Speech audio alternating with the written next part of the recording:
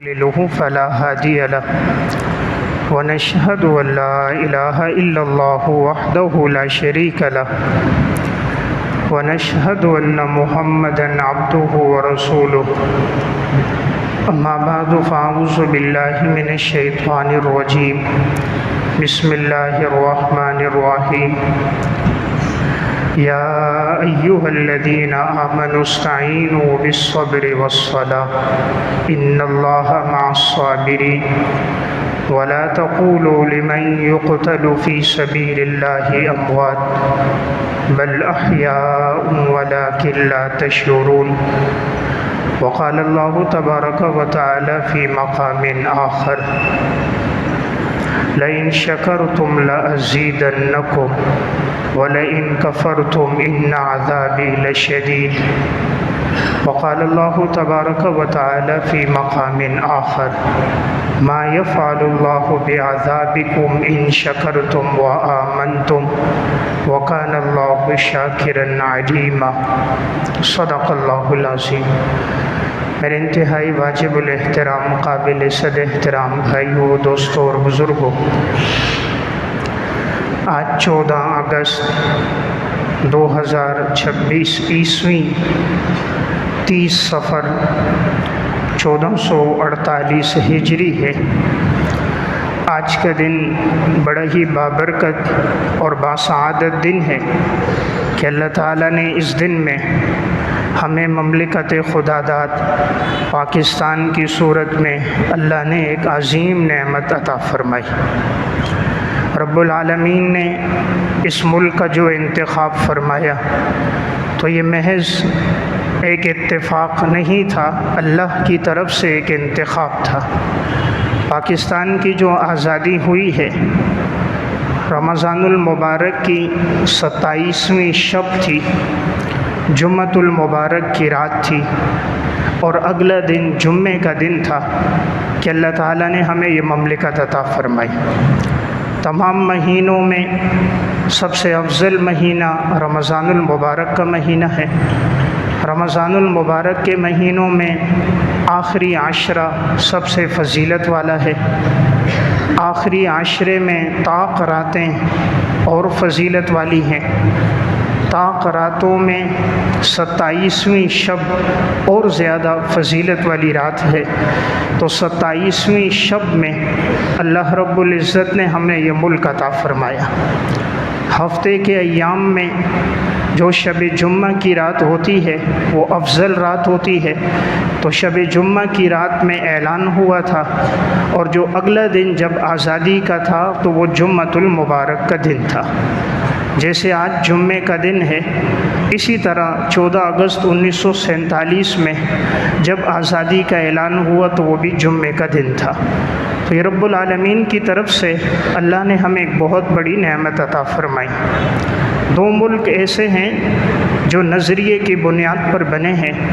ایک جیسے مدینہ منورہ تھا کہ نبی اکرم صلی اللہ علیہ وسلم ہجرت کر کے جب مدینہ آئے تھے، آپ کا مقصد تھا کہ ایک ریاست ایسی ہو کہ جہاں شریعت کے احکامات کا نفاذ ہو سکے، کہ مکی زندگی میں مشرکین مکہ ستاتے رہے، آزمائشیں آتی رہیں، مدینہ آئے، فتوحات کا دروازہ کھل گیا، اور اللہ نے یہ توفیق عطا فرمائی کہ مدینہ میں الحمدللہ اسلامی ریاست قائم ہوئی۔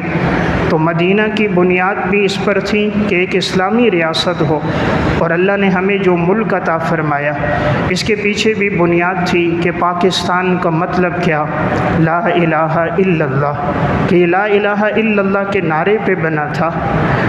ورنہ تو رہنے کے لیے ہندوستان میں بھی جگہ بہت تھی۔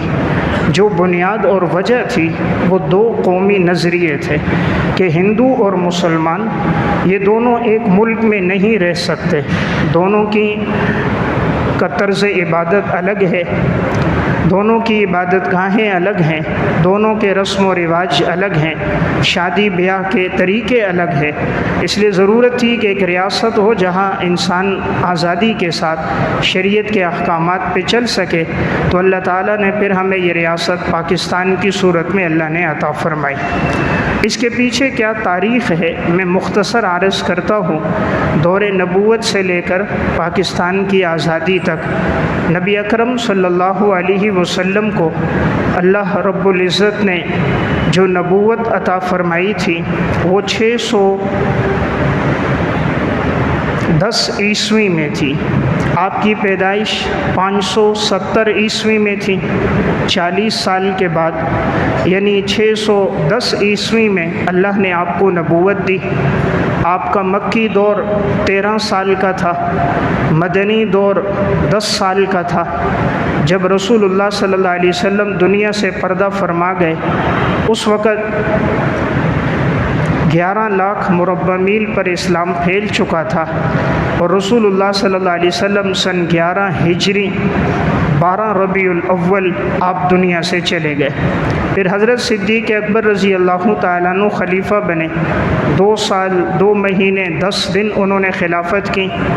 سن 11 ہجری سے لے کر سن 13 ہجری تک 22 جمادی الثانی 13 ہجری کو صدیق اکبر کا انتقال ہوا تو اسلام 13 لاکھ مربع میل پر پھیل چکا تھا۔ اس کے بعد حضرت عمر رضی اللہ تعالیٰ عنہ خلیفہ بنے۔ سن 13 ہجری سے لے کر سن 24 ہجری تک 24 ہجری یکم محرم الحرام کو حضرت عمر رضی اللہ تعالیٰ عنہ کی شہادت ہے۔ اس 10 سال کے دور میں اسلام 22 لاکھ مربع میل پر پھیل چکا تھا۔ پھر حضرت عثمان رضی اللہ تعالیٰ عنہ کا دور آیا۔ 12 سال آپ کی خلافت رہی ہے۔ سن 35 ہجری 18 ذی الحجہ حضرت عثمان کی شہادت ہوئی۔ 35 لاکھ مربع میل پر اسلام پھیل چکا تھا۔ پھر حضرت علی رضی اللہ تعالیٰ عنہ کا دور آیا۔ تقریباً 4 سال 9 مہینے خلافت رہی۔ 17 رمضان المبارک سن 40 ہجری کو حضرت علی رضی اللہ تعالیٰ عنہ کی شہادت ہوئی۔ اسلام آگے بڑھتا جا رہا تھا۔ حضرت حسن کی خلافت رہی 6 مہینے اور وہ وعدہ پورا ہو گیا، الخلافت من بعدی 30 سنۃ، کہ خلافت میرے بعد 30 سال ہوگی۔ پھر حضرت امیر معاویہ رضی اللہ تعالیٰ عنہ کا دور شروع ہوا۔ سن 41 ہجری سے لے کر سن 60 ہجری تک 19 سال ان کا اقتدار رہا۔ 64,65,000 مربع میل پر اسلام پھیل گیا۔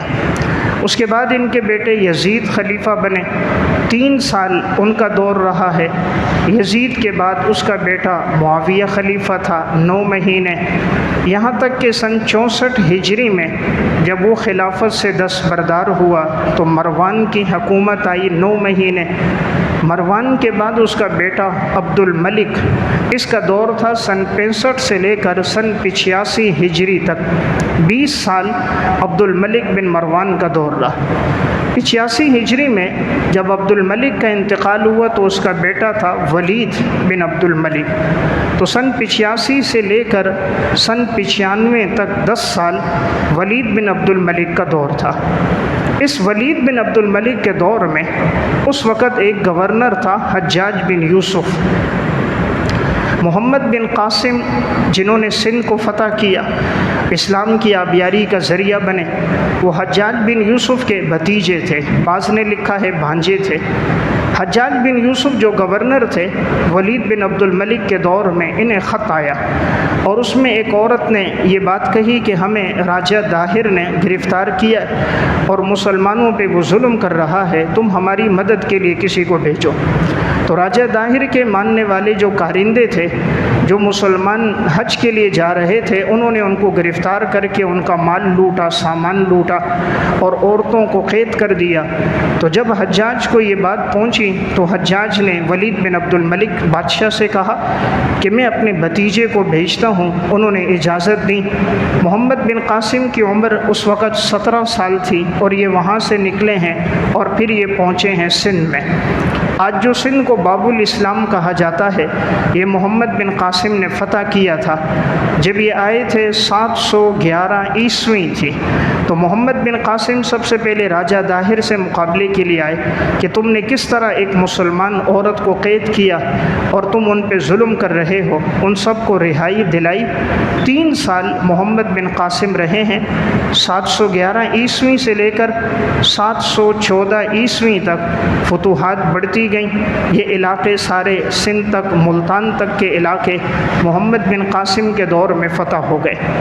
جب ولید بن عبد الملک کا انتقال ہوا تو اس کے بعد اس کا بھائی بادشاہ بنا سلیمان بن عبد الملک۔ سلیمان کو چونکہ حجاج سے ایک نفرت تھی تو اس نے ان کے جتنے ماننے والے تھے سب کو مختلف سزاؤں میں ڈالا۔ تو غلط پروپیگنڈے سے متاثر ہو کر سلیمان نے محمد بن قاسم کو گرفتار کر دیا، اور اس کو بعض نے کہا یہ آپ کی سلطنت کے لیے خطرہ بنیں گے، تو یہ ان کی باتوں میں آ کر ایک اسلامی جرنیل، سپہ سالار، ایک عظیم مجاہد، ان کو گرفتار کر کے جیل میں ڈالا گیا۔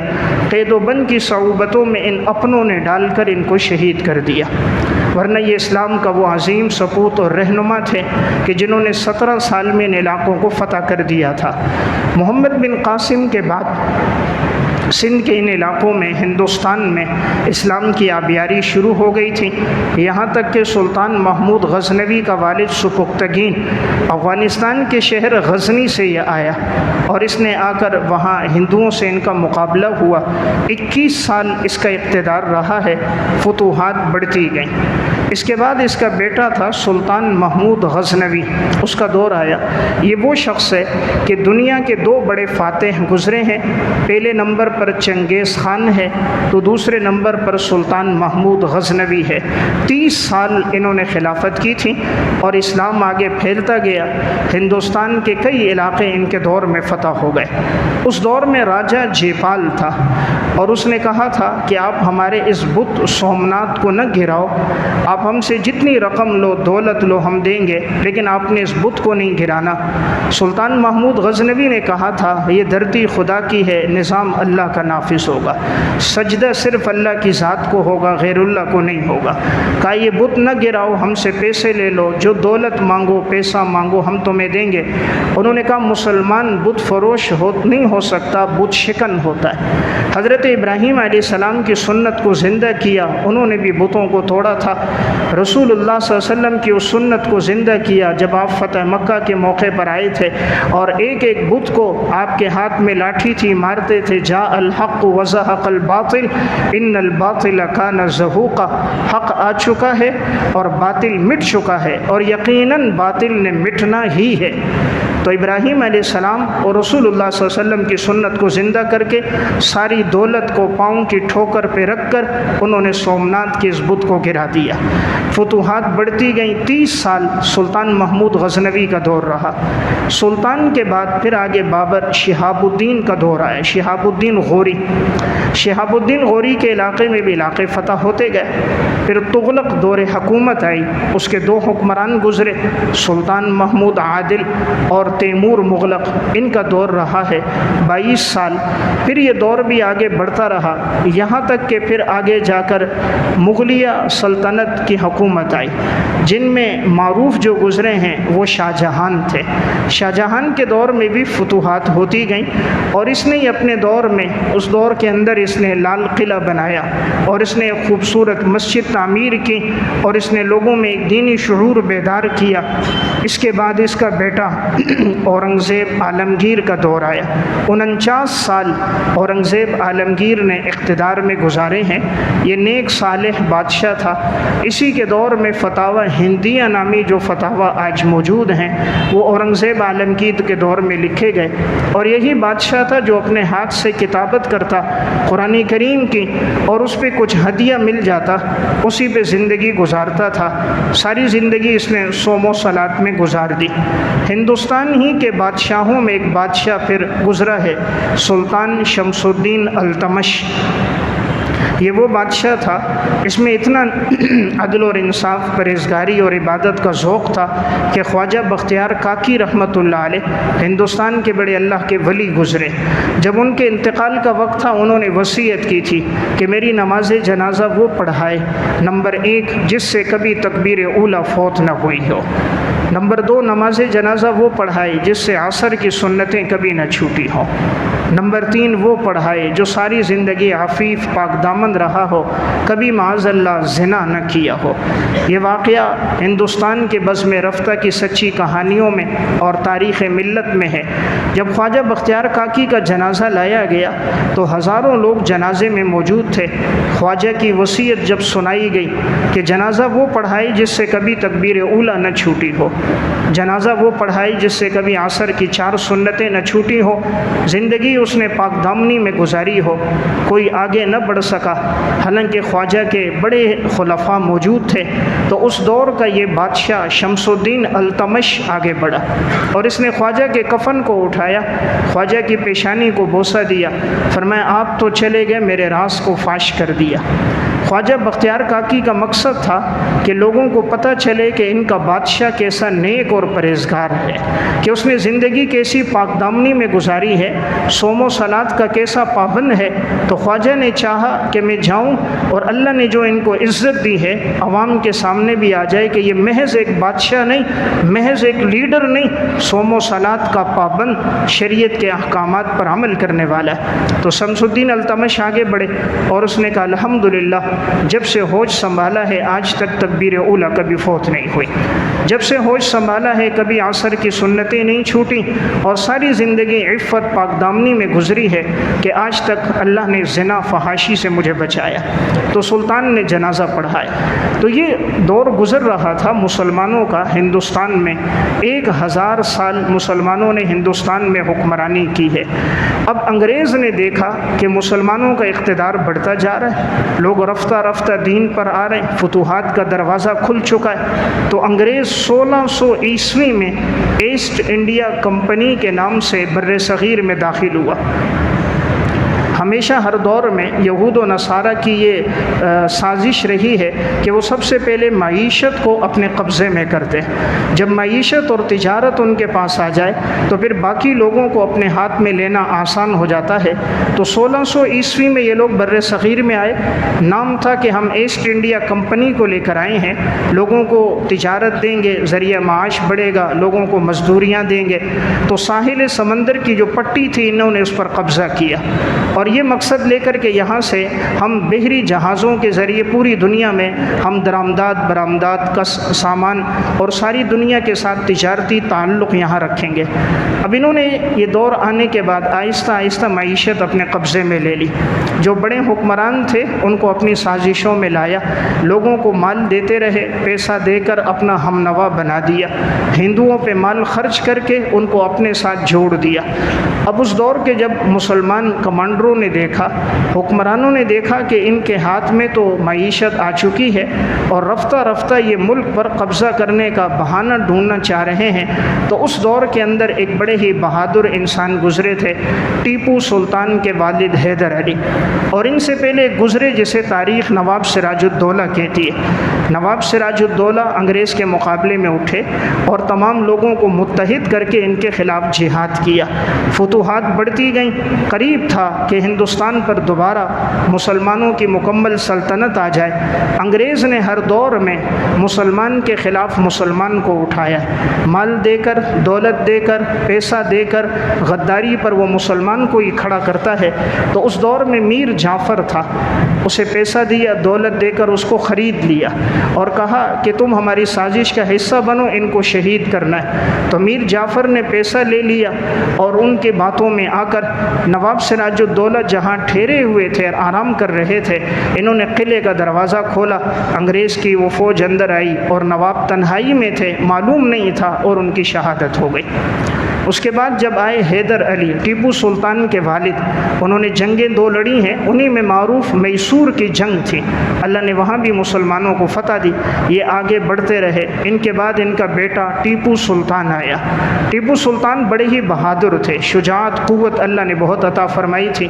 یہ انہی کا قول ہے کہ شیر کی 1 دن کی زندگی گیدڑ کی 100 سالہ زندگی سے بہتر ہے۔ تو ایمان اور تقوی تھا، بہادری کے ساتھ لڑتے رہے، فتوحات کا دروازہ کھلا، یہاں تک کہ مسلمان اور آگے بڑھتے گئے۔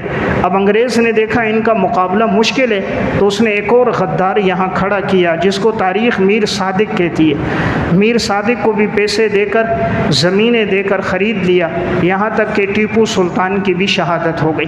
جب انگریز کا اقتدار بڑھنے لگا اور رفتہ رفتہ مسلمانوں کا قتل عام شروع ہوا، اس دور میں حضرت شاہ ولی اللہ محدث دہلوی رحمہ اللہ کے فرزند شاہ عبدالعزیز محدث دہلوی نے فتویٰ دے دیا، اب انگریز کے خلاف جہاد فرض ہو چکا ہے، کہ انہوں نے مسلمانوں کا قتل عام شروع کر دیا۔ مسلمانوں کی جو تعلیمی مراکز ان پر حملے، مسجدوں پر حملے شروع ہو گئے، عورتوں کی عزتوں پر، اب ان کے خلاف اٹھو۔ تو سارے مسلمان یکجا ہو کر انگریز کے خلاف اٹھے۔ اس دور میں جب جہاد کا آغاز ہوا تو شاہ اسماعیل شہید رحمہ اللہ، یہ شاہ عبد الغنی کے بیٹے ہیں۔ شاہ عبد الغنی شاہ ولی اللہ کا بیٹا ہے۔ شاہ ولی اللہ رحمہ اللہ کے 4 بیٹے تھے، شاہ عبد العزیز، شاہ عبد القادر، شاہ رفیع الدین، شاہ عبد الغنی۔ تو شاہ عبد الغنی کا بیٹا شاہ اسماعیل شہید تھا، دوسری طرف سید احمد شہید تھے جو شاہ عبد العزیز رحمہ اللہ کے خلیفہ تھے۔ تو ان دونوں نے اب ان کے ہاتھ پر، سید احمد شہید کے ہاتھ پر سب نے بیعت کی۔ 6000 کا لشکر شاہ اسماعیل کے ساتھ تھا، وہاں سے فتوحات ہوتی گئیں بڑھتے بڑھتے، یہاں تک کہ یہ سرحد بھی پہنچے، نوشہرہ بھی پہنچے، فتوحات ہوئیں، یہاں تک کہ 90,000 مسلمان ان کے لشکر میں شریک ہو گئے۔ اب سکھوں کو نظر آ گیا کہ عنقریب یہ لوگ اپنی ریاست قائم کر دیں گے۔ جب ان کو یہ خطرہ لاحق ہونا شروع ہوا، اب انہوں نے کچھ مسلمانوں کو خریدا کہ یہ جو 2 نامور کمانڈر ہیں، بہادر ہیں، ان کو راستے سے ہٹایا جائے۔ یہاں تک کہ بالا کوٹ میں پھر سید احمد شہید، شاہ اسماعیل شہید کی جو شہادت ہوئی تو سازش میں آنے والے مسلمان ہی تھے، مال اور دولت کے بلبوتے پر دھوکہ دینے والے مسلمان ہی تھے، یہاں تک کہ یہ 2 عظیم سپوت بھی شہید ہو گئے۔ تو آپ اسلام کی تاریخ دیکھو، مسلمان کے ساتھ غداری جہاں کہیں کی مسلمان نے کی ہے۔ اگر مسلمان پیسے پر نہ بکے، مال اور دولت پر اپنا ایمان فروخت نہ کرے، اقتدار کی کرسی، سلطنت، عورت پر اپنے جذبات کو فروخت نہ کرے، اللہ نے ایمان میں وہ طاقت رکھی ہے، اسلام میں وہ قوت رکھی ہے کہ مسلمان کا کوئی مقابلہ نہیں کر سکتا، کیونکہ مسلمان اللہ کو رب مانتا ہے، سب سے طاقتور ذات اللہ کی ذات، جو اللہ کو پر جس کا ایمان ہو، اللہ اکبر کے نعرے پر جو جائے اس کو کون بلا شکست دے سکتا ہے۔ تاریخ نے بتایا 30 آدمی 30,000 کے مقابلے میں گئے تھے اور اللہ نے مسلمانوں کو فتح عطا فرمائی تھی۔ تو یہاں تک کہ ان کے ساتھ غداری کرنے والے بھی مسلمان تھے، تو یہ 2 عظیم ان کی بھی شہادت ہو گئی۔ مغلیہ دور حکومت کا سب سے آخری حکمران تھا بہادر شاہ ظفر، 20 سال اس نے حکمرانی کی ہے۔ اب اس کے آخری دور میں جب جہاد چل رہا تھا، اب انگریز نے اس کو راستے سے ہٹایا، گرفتار کیا، جیل میں ان کا بھی انتقال ہو گیا۔ پھر 1857 کی جنگ آزادی جو انگریز کے خلاف شروع ہوئی تھی، اس میں عوام نے بڑی قربانی دی، علماء نے بڑی قربانی دی، 12,000 علماء اس میں شہید ہوئے ہیں۔ دہلی سے لے کر لاہور تک کوئی درخت ایسا نہیں تھا جس پر کسی عالم کی لاش نہ لٹکتی ہو۔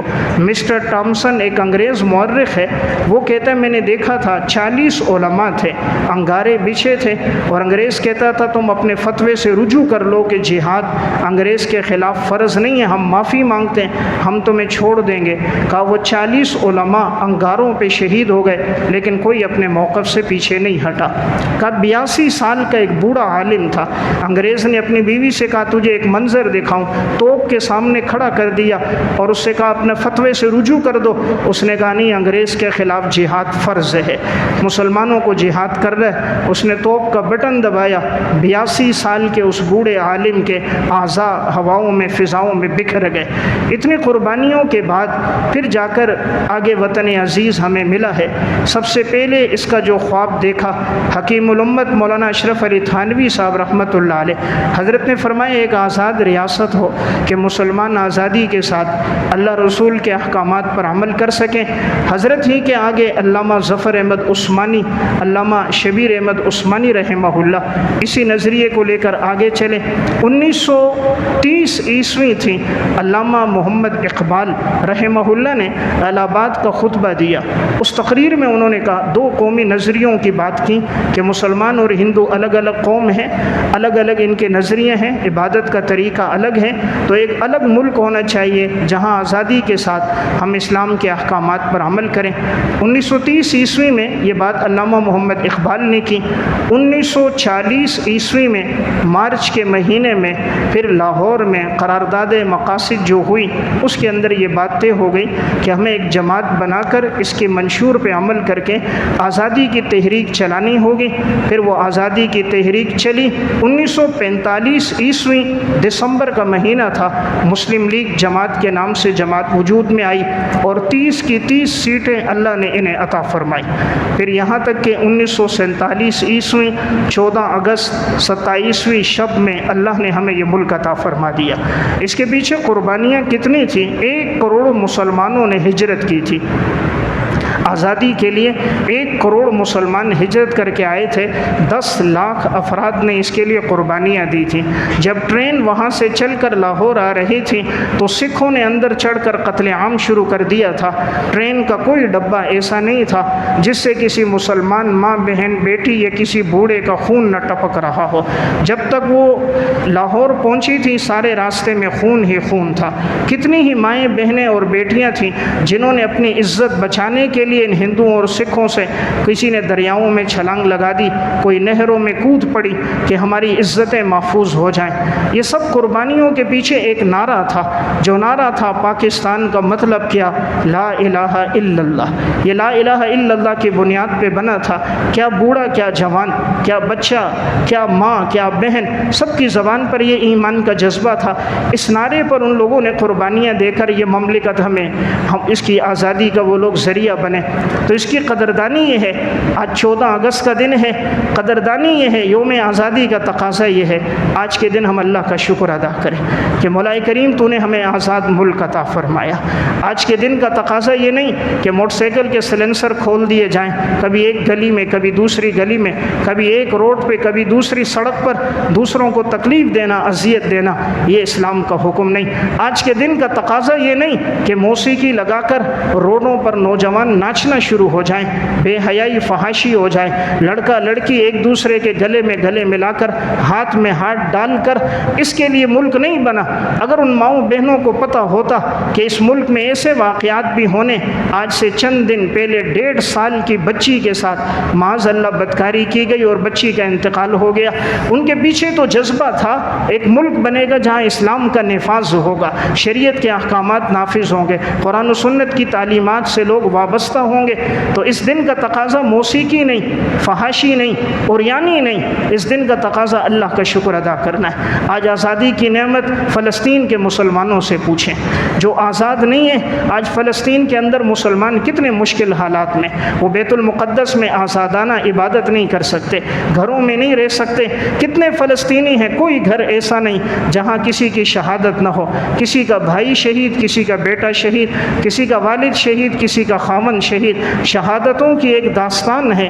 اللہ نے ہمیں یہ آزاد ریاست دی۔ کشمیر کے مسلمانوں سے پوچھیں آزادی کتنی بڑی نعمت، بوسنیا اور چیچنیا کے مسلمانوں سے آزادی کتنی بڑی نعمت۔ اللہ نے آزاد ملک دیا۔ آج الحمدللہ جس محلے سے گزرو مسجد نظر آتی ہے، جہاں سے گزرو اللہ اکبر اللہ اکبر، اللہ سب سے بڑا، اللہ سب سے بڑا، توحید کی صدا، رسالت کی صدا، نماز کی صدا۔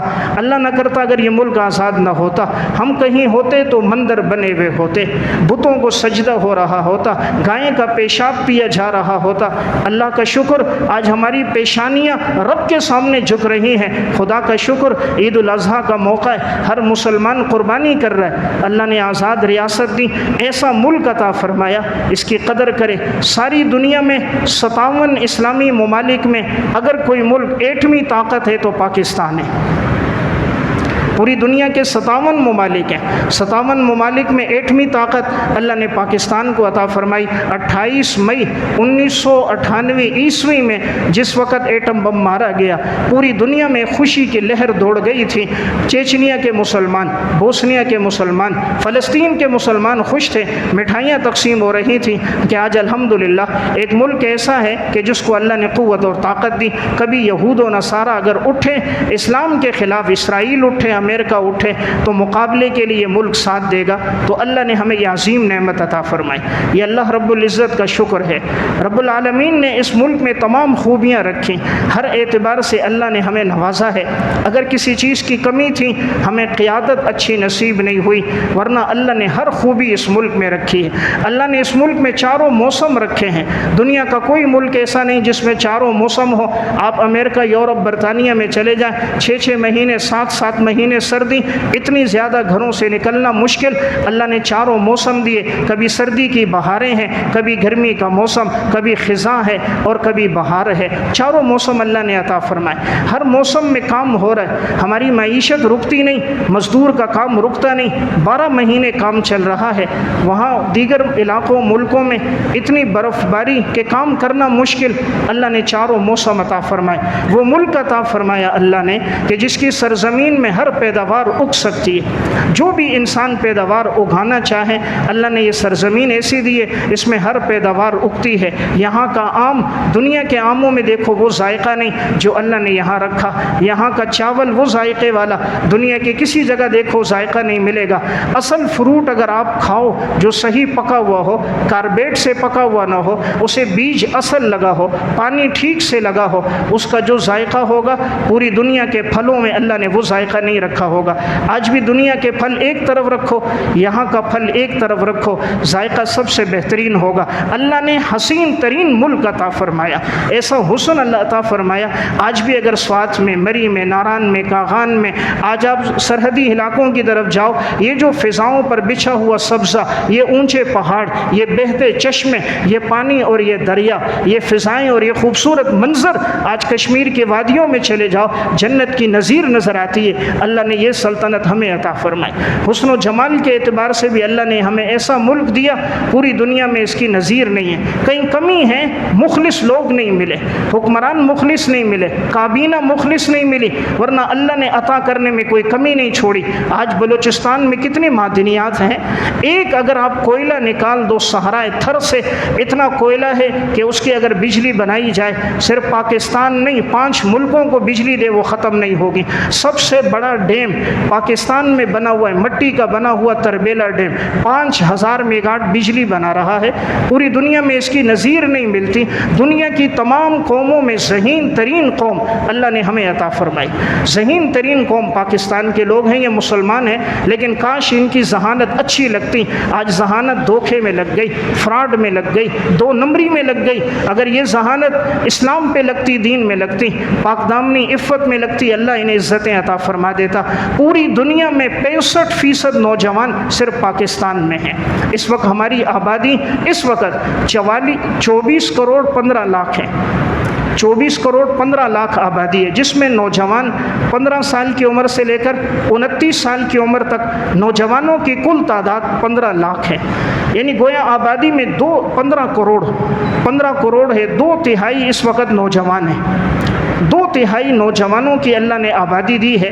لیکن اگر ان کو اچھی جگہیں فراہم ہوتی، ان کی صلاحیتیں اچھی جگہوں پہ لگتی، روزگار کے مواقع انہیں فراہم ہوتے، تو آج یہ ملک ترقی میں اور آگے بڑھ جاتا۔ یعنی اللہ کی عطاؤں میں کمی کوئی نہیں۔ اللہ نے گوادر جیسی پورٹ ہمیں عطا فرمائی ہے، یہ وہ ہے کہ اگر یہاں سے تجارت شروع ہو جائے، پوری دنیا پر پاکستان حکمرانی کرے گا، ہر آدمی کو روزگار کے مواقع نصیب ہو جائیں گے، مال اور دولت کی فراوانی ہو جائے گی۔ یعنی رب کی عطاؤں میں کمی کوئی نہیں تھی۔ اللہ نے ہر اعتبار سے اس ملک کو نوازا۔ اللہ نے صلاحیت، جذبہ بھی ایسا عطا فرمایا۔ جنگیں تو جذبوں پہ لڑی جاتی ہیں، ہتھیاروں پہ نہیں۔ 1965 کی جنگ آزادی تھی، 17 دن جنگ رہی ہے، اللہ نے مسلمانوں کو فتح عطا فرمائی، اور اللہ نے ہمیں وہ ہیرے بھی عطا فرمائے جنہوں نے 1 منٹ کے اندر بھارت کے 5 لڑاکا طیاروں کو گرا دیا، 30 سیکنڈ کے اندر ان کے 3 ہیلی کاپٹر مار گرائے۔ کچھ دن پہلے آپ نے دیکھا رافیل اسرافیل جس پر ان کو بڑا بھروسہ تھا، فرانس کو، بھارت کو چند سیکنڈوں کے اندر ان کو گرا دیا۔ اللہ نے یہ طاقت اسلام میں رکھی، مسلمانوں کو اللہ نے قوت دی ہے، صلاحیت دی ہے، جذبہ دیا ہے۔ وہ 17 دن جنگ رہی ہے، اس 17 دن میں عجیب بات ہے، کوئی واقعہ چوری کا نہیں ہوا۔ 1965 کی جنگ آزادی 17 دن رہی ہے، 17 دن میں کوئی چوری کا واقعہ نہیں ہوا، کوئی ڈکیتی کا واقعہ نہیں ہوا، کوئی قتل و غارت گیری کا واقعہ نہیں ہوا، کوئی شراب نوشی کا واقعہ نہیں ہوا۔ جب یہ بات چلی کہ پاک فوج کے نوجوانوں کے پاس آٹا ختم ہے تو عورتیں آٹا لاتی تھی، مرد لاتے تھے، کوئی ہاتھوں میں لا رہا ہے، کوئی جھولیوں میں لا رہا ہے، کوئی اپنی بوریوں میں دوپٹوں میں لا رہے ہیں۔ اتنا راشن جمع ہو گیا تھا کہ 2 سال کے لیے کافی تھا۔ جب یہ بات سامنے آئی کہ خون کی ضرورت ہے، قطاریں لگ گئی خون دینے کے لیے، کیا مرد، کیا عورت، کیا بچے، سب نے مل کر یہ جنگ لڑی، اللہ نے فتح عطا فرمائی۔ تو میں ایک بات عرض کر رہا تھا، اللہ نے اسلام میں بڑی طاقت رکھی، مسلمان کو اللہ نے بڑی قوت دی ہے۔ اللہ نے جو ہمیں الحمدللہ افراد دیے، جو لڑنے والے وہ بڑے بہادر ہیں، کیونکہ پیچھے ایمان کا جذبہ، اس لیے کسی اعتبار سے ریاست میں کمی نہیں ہے، رب العالمین کا خوب انتخاب ہے، اللہ نے ہر چیز اچھی عطا فرمائی۔ اگر یہ صحیح منہج پہ کام شروع ہو جائے، اللہ نے جو عزت پہلے دی اللہ آج بھی دے گا۔ آج الحمدللہ پوری دنیا میں دین پھیل رہا ہے، پاکستان کے ذریعے پھیل رہا ہے۔ پوری دنیا میں اسلام کے پھیلانے میں سب سے بڑا کردار پاکستان کا ہے۔ صرف اس سال 2025 کی میں بات عرض کر رہا ہوں، وفاق المدارس پاکستان کے تحت جن بچوں نے حفظ کیا ہے، ایک سال میں 95,000 طلبہ نے قرآن حفظ کیا، 20,000 طالبات نے قرآن حفظ کیا ایک سال میں، یعنی 1,15,000 حفاظ ایک سال تیار کیے پاکستان میں۔ یہ بھی وہ جو رجسٹریشن ہے، جو چھوٹے چھوٹے قصبوں میں جو مدارس رجسٹریشن نہیں ہے وفاق سے، ان کی تعداد تو اس سے کئی گنا زیادہ، اور یہ ایک مکتبہ فکر کی ہے، علماء دیوبند کی، بریلوی مکتبہ فکر، اہل حدیث مکتبہ فکر، ان کے کتنے حفاظ ہیں وہ تو اس کے علاوہ ہیں۔ وفاق المدارس کی ایک رپورٹ کے مطابق 66 سال کی انہوں نے رپورٹ دی کہ 2025 تک کتنے حفاظ تیار ہوئے ہیں، 18 لاکھ حفاظ 66 سال میں تیار ہوئے۔ 18 لاکھ حفاظ، منہ بولنا آسان کام ہے۔ 2014 میں رابطہ عالم اسلامی کے تحت سعودیہ میں کانفرنس منعقد ہوئی تھی، پوری دنیا کے سب مسلمان ممالک کے وہ نمائندے جمع تھے کہ سب سے زیادہ حفاظ کس ملک میں ہوئے ہیں۔ 2014 کے اندر 66,556 حفاظ پاکستان کے تھے، تو ایوارڈ ملا تھا حضرت مولانا حنیف جلندری صاحب کو۔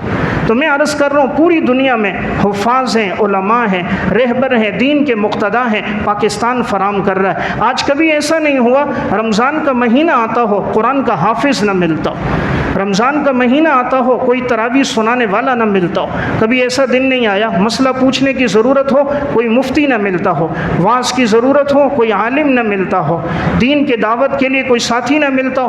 الحمدللہ یہ اسلام کی برکت، اس ملک پاکستان کی برکت ہے، یہیں کے ذریعے رائیوین کے ذریعے پوری دنیا میں آج دعوت کا کام چل رہا ہے۔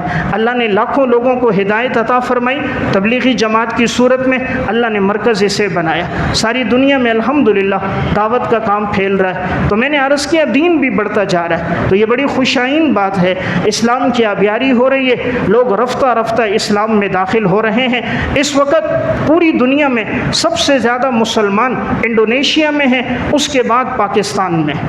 پوری دنیا کے ممالک میں سب سے زیادہ مسلمان انڈونیشیا میں، اس کے بعد اگر مسلمان ہیں تو وہ پاکستان کے اندر ہیں۔ میں نے عرض کیا 24 کروڑ کی آبادی ہے، یہ اللہ کا بہت بڑا فضل ہے کہ اتنی مسلمانوں کی تعداد کسی ملک میں نہیں۔ اس وقت پوری دنیا کی آبادی 8 ارب ہے، 8 ارب کی آبادی میں اس وقت کے سروے کے مطابق 2 ارب مسلمان ہیں۔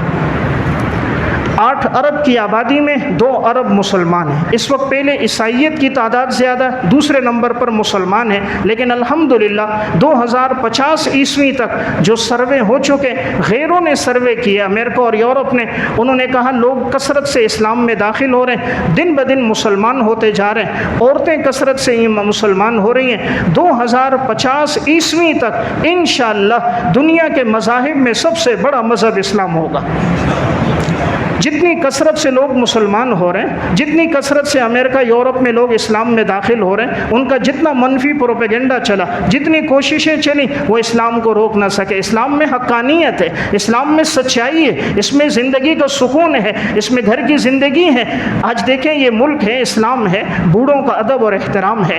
امریکہ یورپ میں دیکھیں بوڑھوں کا کوئی حال نہیں، کوئی بوڑھا ہو جائے اولڈ ہوم میں ڈال دیا جاتا ہے۔ یہ اسلام کی تعلیمات ہیں، اگر کوئی بوڑھا ہو جاتا ہے اس کی قدردانی بڑھ جاتی ہے۔ کوئی دادا ہو، دادی ہو، نانا ہو، نانی ہو، کبھی ایک بیٹا خدمت کر رہا ہے، کبھی دوسرا، کبھی بیٹیاں، کبھی پوتے، کبھی نواسے۔ یہ اسلام کی برکت ہے جس نے محبت عطا فرمائی، الفتیں عطا فرمائی۔ آج ایک غم آ جائے سارے اکٹھے ہو جاتے ہیں۔ امریکہ یورپ میں غم ہو جائے لاشیں پھٹ جاتی ہیں، پڑوس والے کو پتہ نہیں ہوتا، بدبو اور تعفن سے پھر کوئی آتا ہے لاش اٹھا کے لے جاتا ہے۔ آج غم آتا ہے سارے شریک ہو جاتے ہیں، خوشی کا موقع ہوتا ہے سارے شریک ہو جاتے ہیں۔ یہ اسلام کی وہ روشن تعلیمات ہیں جس نے مسلمانوں کو ساری دنیا میں پھیلایا ہے۔ اگرچہ میڈیا اسلام کے خلاف چل رہا ہے لیکن اس کے باوجود الحمدللہ اسلام دنیا میں بڑھتا جا رہا ہے۔ تو میں عرض کر رہا ہوں 97% آبادی ہمارے ملک میں مسلمانوں کی آبادی ہے۔ تو الحمدللہ یہ بہت بڑی بات ہے کہ پوری دنیا میں انڈونیشیا کے بعد اگر مسلمان کہیں زیادہ ہیں پاکستان میں ہیں۔ پوری دنیا میں 5ویں نمبر پر آبادی میں پاکستان ہے۔ پہلے نمبر پر بھارت ہے، دوسرے نمبر پر چین ہے، تیسرے پر امریکہ ہے، چوتھے پر انڈونیشیا ہے، 5ویں نمبر پر پاکستان ہے۔ آبادی کے لحاظ سے یہ سب سے زیادہ۔ میں نے عرض کیا اللہ نے ہر اعتبار سے چنا ہے۔ ہمارے ہاں نوجوانوں کی تعداد بھی زیادہ، لیکن افسوس کی بات تعلیمی مراکز آج ہمارے ہاں تعلیم مہنگی ہے، تعلیم پر اجارہ ہے، تعلیم بکتی ہے، ڈگریاں بکتی ہیں۔ اگر یہ تعلیم مفت ہوتی، علاج مفت ہوتا، غریبوں کو تعلیم دی جاتی، آج ہمارا ہر بچہ پڑھنے کے قابل ہوتا۔ لیکن افسوس 3 کروڑ سے زائد بچے آج ایسے ہیں جو تعلیم حاصل نہیں کر سکتے۔ آج ہمارے بچے گاڑیوں کے شیشے صاف کر رہے ہیں، گاڑیوں کے ٹائر دھو رہے ہیں، ہوٹلوں میں کام کر رہے ہیں۔ اوپر ہونے والے حکمران اگر صحیح ہوتے ان بچوں کو تعلیم فراہم کرتے، مواقع فراہم کرتے۔ آج ہمارے سرکاری اسکولوں میں گدھے اور کتے تو نظر آتے ہیں، وہاں تعلیم کی فضا نظر نہیں آتی۔ تعلیم مہنگی کر دی، علاج مہنگا کر دیا۔ اسلام کا قانون تو تھا تعلیم مفت ہو، حضرت عمر کے دور سے جو شروع ہوا کہ علاج مفت ہو، وظیفہ ریاست کی طرف سے جاری تھا۔ اگر شریعت کے ان احکامات کا نفاذ ہوتا تو الحمدللہ وہی دور یاد آ جاتا جو دور سلف کا دور تھا۔ آخری ایک بات عرض کر رہا ہوں، ہمارے لیے خوشائن بات ہے کہ الحمدللہ کچھ دن پہلے اس وقت اللہ نے حرمین کے تحفظ کے لیے اگر جمع کیا ہے، پاکستان کی افواج کو وہاں جمع کیا، یہ بھی ایک بہت بڑی اہم بات ہے کہ 3 ملک پاکستان، سعودی عرب اور ترکی، اور بالکل حرم کے سامنے ہوٹل میں معاہدہ مکہ کے نام سے حرمین کا تحفظ، مکہ اور مدینہ کے تحفظ کے لیے اللہ نے جسے قبول کیا وہ بھی پاکستان ہے۔ ماضی میں بھی سعودیہ پر جب حالات آئے پاکستان کے لوگ گئے، الحمدللہ دفاع کیا۔ اگر اس طرح یہ اسلامی ملک بنتے جائیں، یکجان ہو جائیں، اللہ مسلمانوں کو آپس میں اتحاد دے دے، اتفاق دے دے، انشاءاللہ ایک وقت آئے گا ساری دنیا پر حکمرانی مسلمان کریں گے۔ آج وجہ کیا ہے؟ مسلمانوں میں انتشار ہے، یہ دوسروں کے آلائے کار بن گئے، دوسروں کے منصوبوں پہ چلنے لگ گئے۔ آج اگر مسلمان متحد ہو جائیں، سب یکجان ہو جائیں، اسلام اور ایمان کے رشتے پہ متحد ہو جائیں، مال اور دولت پر بکے نہیں، انشاءاللہ اللہ نے جو عزت مسلمانوں کو پہلے دی تھی اللہ وہ عزت آج بھی ہمیں دے گا۔ اللہ ہم سب کو عمل کی توفیق دے۔